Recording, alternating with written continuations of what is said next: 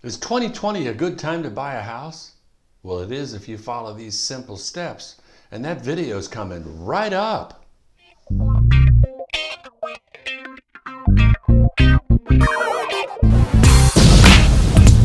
Welcome, glad you're back. If this is your first time visiting, my name is Andy Elliott. I work with DeSelms Real Estate here in Williamson County, Tennessee, and we serve the Nashville area. Remember to subscribe to my channel and hit the bell to be notified of new videos as they come along. If you'd like to learn the value of your home, or you just want to see Nashville homes online, those links are in the description box below.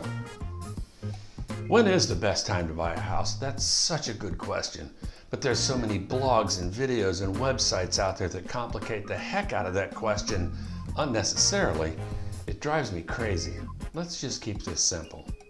By the end of this video, your brain will be calm, your blood pressure low, and you'll be able to make your decision, yes or no, easily. Financial stability. This is the starting point. Have you been at your job for a little while? If you're self-employed, have you had a couple of strong years in a row? Do you like your work, and is your business solid? Have you been able to pay your bills pretty easily and put some money away? If that's the case, you're in a great place. Stability is the foundation of home ownership. Sometimes a renter will see that they could own a home for less money per month than paying rent. But sometimes paying off their bills and making rent can be kind of tight.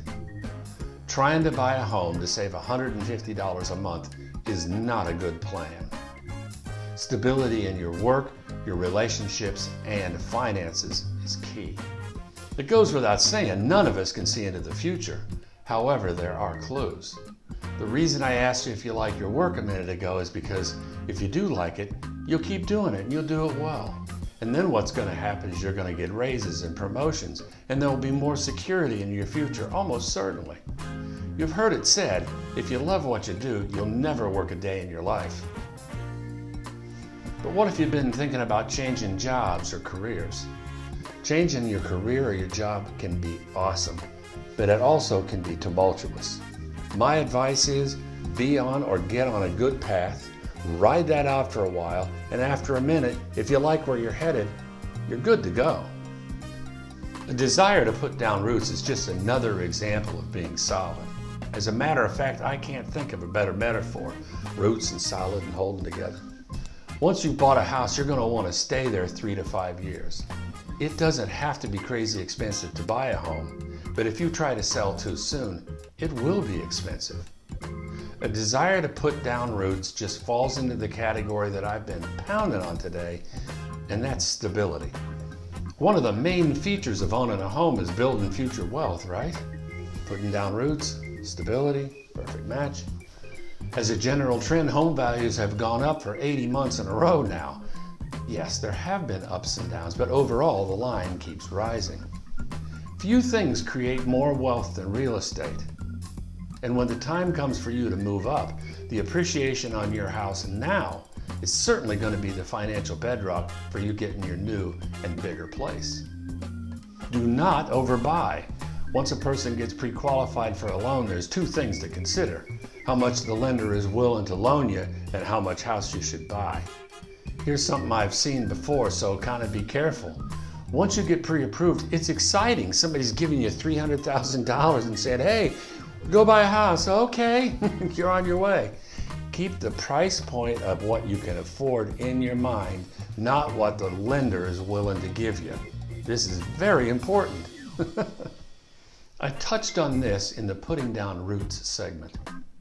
When I get the question, is this a good time to buy? I think what's really being asked is, when I buy a home, will I be getting it for a good price? Here's a tip.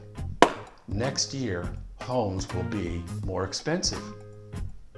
I feel pretty confident in saying that. So in terms of value, yes, sooner is better than later. Ask anyone you know who's bought a home in the last couple of years how their home values are doing. Go ahead, I'll wait. No, I'm kidding. 9 out of 10 of them are going to say, we did awesome. As you're thinking about a home's purchase price, I want you to consider two things. Number one, short-term loss, and number two, long-term gain. I've watched buyers, despite my best advice, struggle with a home purchase when the difference in getting or losing a home they really like is $5,000. Now, in the short term, I understand $5,000 is a lot of money, but in a real estate world where appreciation is hitting 5 and 6%, how long is it going to take for appreciation to wash away that $5,000? Now, I'm not advocating overpaying for a house, but in a competitive market like this, and if it's a house that you really like, if it takes an extra $5,000 to get it, or if it takes $5,000 to beat the other guy that's multiple offers, get the house that you love. In 3 to 5 years, you will barely remember what you paid for it originally. If you'll take these tips and points to heart, I promise the home buying process for you is going to be really easy. And yes, 2020 is a great year to buy. Now that you've learned about timing, get answers on buyers' #1 concern, and that's solving the down payment puzzle. Click on that video now and you'll really be on your way. Remember to subscribe to my channel and hit the bell to be notified of new videos as they come along.